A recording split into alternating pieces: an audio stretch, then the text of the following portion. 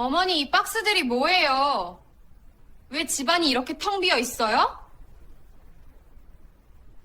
나는 거실 한가운데 쌓인 상자들을 가리키는 며느리의 손끝을 잠깐 바라보다가 천천히 입을 열었어요.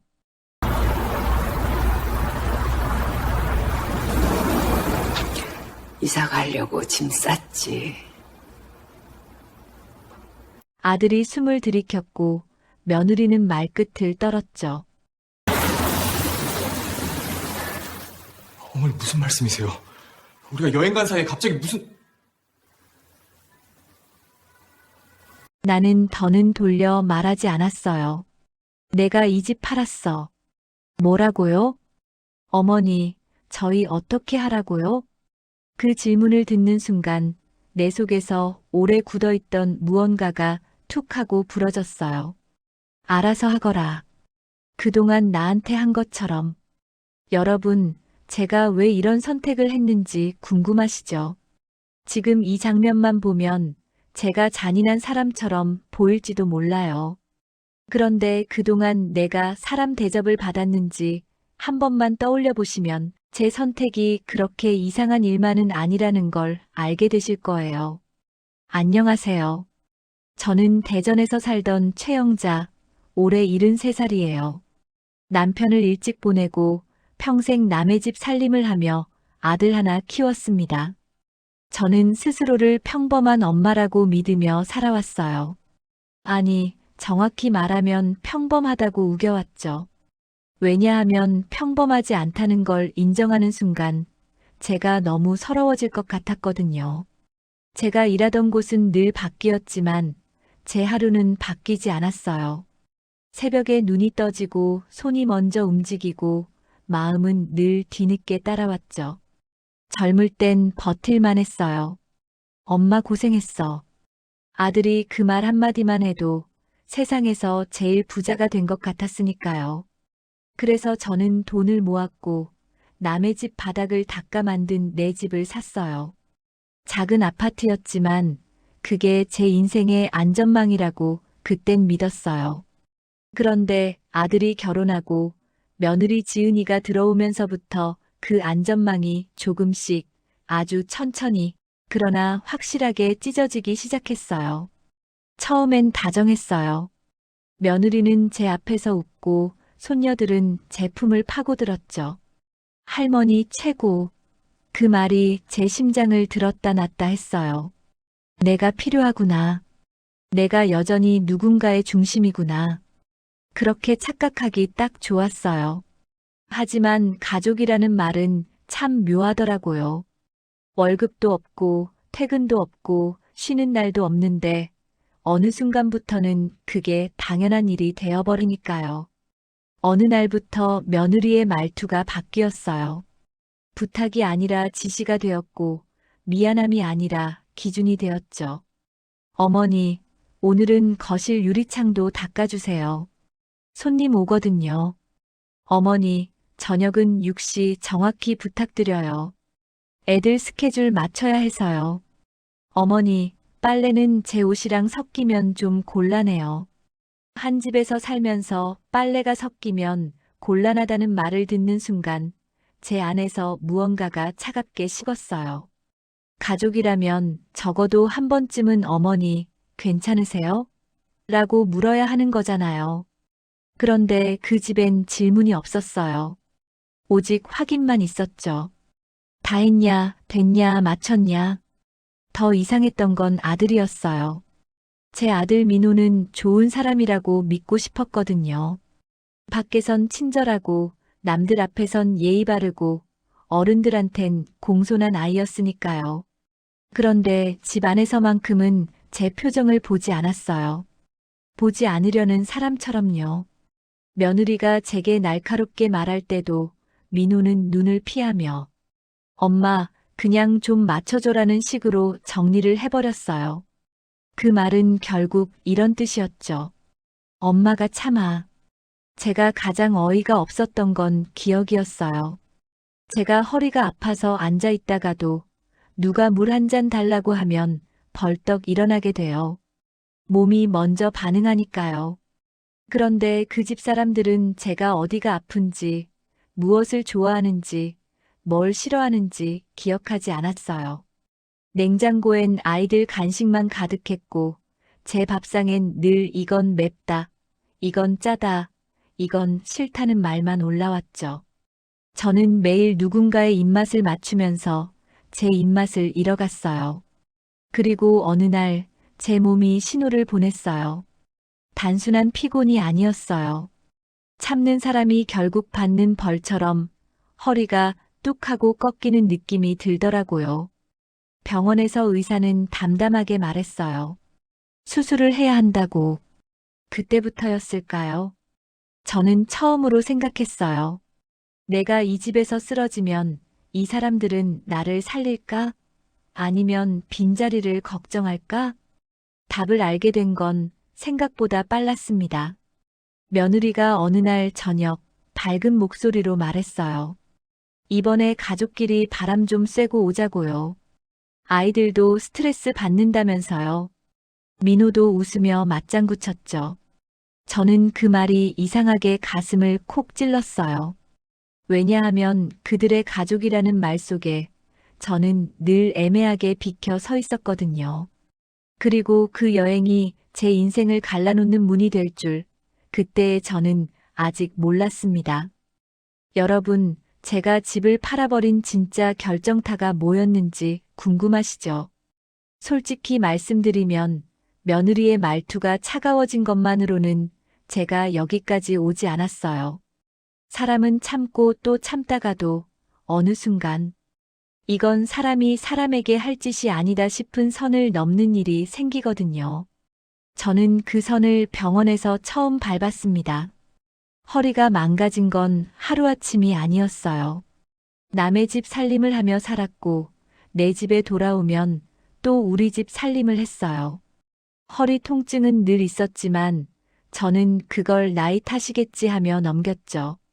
그러다 어느 날 걸레를 빨아들다가 허리가 순간적으로 꺾이면서 바닥에 주저앉았어요. 숨이 막히고 눈앞이 하얘지더라고요. 그때 며느리 지은이가 한 말이 아직도 생생해요. 어머니, 오늘 애들 학원 픽업 있는데 괜찮으시죠? 걱정이 아니라 확인이었어요. 쓰러졌어도 오늘 일정은 돌아가야 한다는 확인. 그 말을 들으며 저는 제 몸보다 제 존재가 더 초라해지는 걸 느꼈죠. 병원에서 수술 이야기가 나오자 저는 아들 민호에게 조심스럽게 말했어요. 일주일쯤 입원해야 한대. 그랬더니 민호가 잠깐 멈칫하더니 얼굴을 찌푸리고는 이런 말을 하더라고요. 그럼 그동안 집은 어떻게 해? 그 순간 저는 정말로 머리를 한 대 얻어맞은 기분이었어요. 제가 수술을 한다는데 그 아이의 첫 걱정이 제 건강이 아니라 집안일이라니요. 저는 그날 밤 이불을 덮고도 잠을 못 잤어요. 몸이 아픈 게 아니라 마음이 아팠거든요. 사람이 서러우면 아픈 것도 있는다는데 저는 반대로였어요. 마음이 아프니까 몸이 더 아팠어요. 수술 당일 저는 혼자 병원에 갔어요. 보호자 서명칸을 바라보는데 손이 떨리더라고요. 간호사가 조심스럽게 물었어요. 보호자분은 아직 안 오셨어요? 그 질문 하나에 제 속이 텅 비는 느낌이 들었습니다. 저는 아무렇지 않은 척 대답했죠. 바빠서요. 괜찮아요. 근데 여러분, 그 말이 얼마나 비참한지 아세요? 괜찮은 게 아니라 기대를 안 하는 사람이 하는 말이에요. 마취에서 깼을 때 제 옆자리는 비어 있었어요. 물 한 모금 달라고 부탁할 사람도 없고 손을 잡아줄 사람도 없고 천장만 덩그러니 있더라고요. 그 하얀 천장을 보는데 이상하게도 지난 20년이 한꺼번에 떠올랐어요. 제가 새벽마다 싸던 도시락들, 아이들 숙제 봐주던 밤들, 며느리 생일이라고 미역국 끓이던 아침들. 그런 것들이 전부 결국 아무도 제 곁에 남겨두지 못했구나 싶은 생각이 들었어요. 퇴원해서 집에 돌아온 날도 잊을 수 없어요. 허리를 제대로 펴지도 못한 채 택시에서 내렸는데 며느리는 현관에서 저를 보자마자 이렇게 말했어요. 어머니, 수술은 잘 되셨어요? 근데 내일부터는 집안일 가능하세요? 그 한마디에 제 가슴이 쿵 하고 무너졌습니다. 저는 그날 처음으로 확신했어요. 나는 이 집에서 가족이 아니라 기능이었다.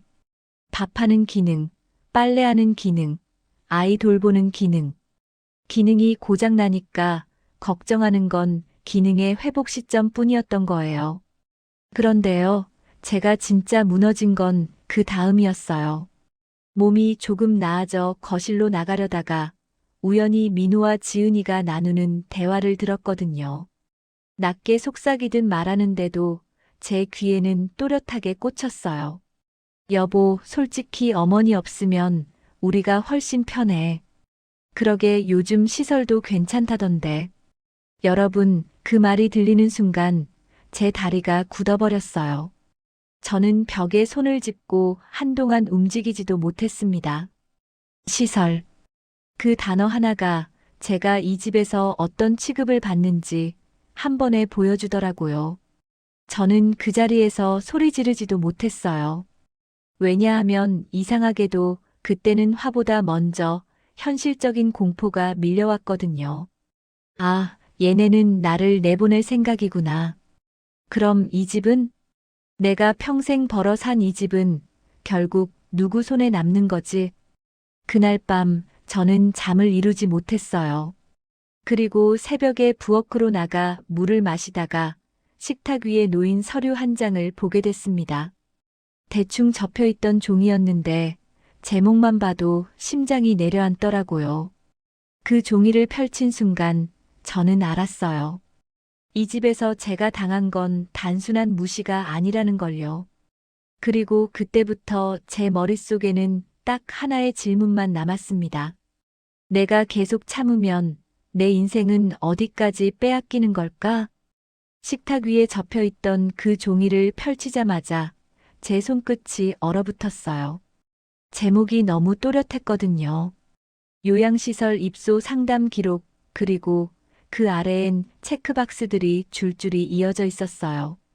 인지 상태, 거동 가능 여부, 보호자. 연락처 보호자 칸에는 제 이름이 아니라 며느리 지은이의 번호가 적혀 있었죠. 마치 제가 이미 그 시설에 들어가기로 결정한 사람처럼요. 그 종이를 한 장 넘기는데 더 끔찍한 게 나왔어요.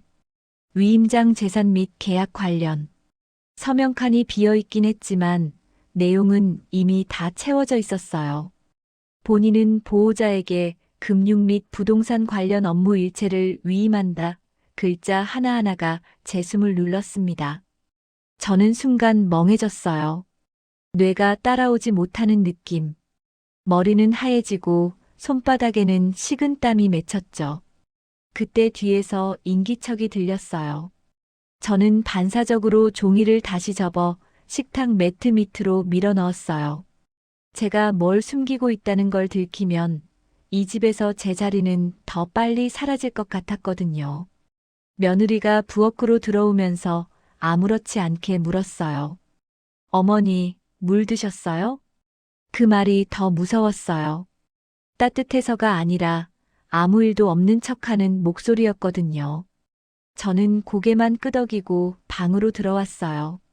문을 닫는 순간 다리가 풀려서 침대 끝에 주저앉았습니다. 여러분, 그때 제가 제일 먼저 떠올린 건 배신이 아니었어요. 공포였어요. 내가 모르는 사이에 내 삶이 정리되고 있구나. 누군가 내 인생의 문서를 만들어서 내가 없는 자리에서 결론을 내리고 있었던 거예요. 그리고 그 결론의 방향은 딱 하나였죠. 어머니는 이제 불편한 존재다. 그날 밤 저는 일부러 잠든 척했어요. 새벽에 화장실을 가는 척하고 거실로 나가봤죠. 거실 등은 꺼져 있었는데 식탁 위에 휴대폰 불빛이 어른거렸어요. 며느리가 누군가와 메시지를 주고받고 있더라고요. 글자는 다 보이지 않았지만 한 문장이 제 눈에 콕 박혔어요. 이번에 비우면 바로 진행하자. 그 한 줄이 심장을 꿰뚫었습니다. 비우면이 뭘까요? 집을 비우는 걸까요?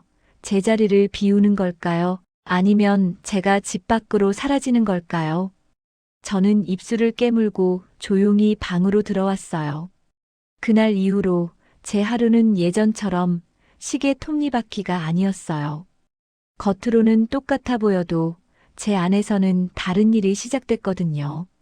살아남기 위한 계산이요. 아침에 밥을 하면서도 생각했고, 빨래를 널다가도 생각했어요. 이 집은 분명 제가 산 집인데, 왜 내가 쫓겨날 사람처럼 눈치를 보고 있지? 제 이름으로 등기되어 있는지 확실히 확인해야겠다는 생각이 들었어요. 그런데 그걸 혼자 알아보는 게 겁이 났어요. 혹시라도 제가 움직이는 걸 들키면 그들이 더 빨리 정리해버릴 것 같았거든요. 그래서 저는 가장 안전한 사람을 떠올렸어요. 제 오랜 친구 미선이요. 남편 장례식 때도 수술 날에도 전화하면 늘 받던 사람이었거든요. 저는 시장에 간다고 나와서 공중전화처럼 사람 많은 곳에서 미선에게 전화를 했어요. 목소리가 떨리니 말이 잘 안 나오더라고요. 미선아, 나 이상한 종이를 봤어. 미선은 한 번에 알아차렸어요. 제 침묵이 길어지자 낮은 목소리로 딱 한마디만 했습니다. 영자야, 등기부터 떼봐. 내 집이 맞는지 지금도. 그 말이 제 정신을 번쩍 들게 했어요. 그래, 확인부터. 울분도 눈물도 싸움도 그 다음이에요. 확인 없이 감정부터 터뜨리면 결국 어머니가 예민하다는 말로 제 입이 막힐 테니까요. 그날 저는 동사무소에 갈 핑계를 만들었어요. 약 처방 받으러 간 엔슈 서류 떼러 간다고도 하지 않았죠. 그리고 아주 조심스럽게 제 이름이 적힌 종이들을 하나하나 확인하기 시작했습니다. 그런데요. 제가 확인한 건 단순히 집만이 아니었어요. 서랍 깊숙한 곳에서 제 통장과 도장 사이에 끼어 있던 작은 메모 하나를 발견했거든요. 누군가 급히 적어둔 듯한 글씨였어요. 그리고 그 메모에 적힌 숫자들을 보는 순간 저는 깨달았습니다. 이 사람들은 저를 요양원에 보내려는 게 아니라 제 인생을 통째로 정리하려고 하고 있었구나. 그날 이후로 저는 마음속으로 조용히 다짐했어요. 그래. 너희가 나를 정리하려 한다면 나도 너희를 정리하겠다.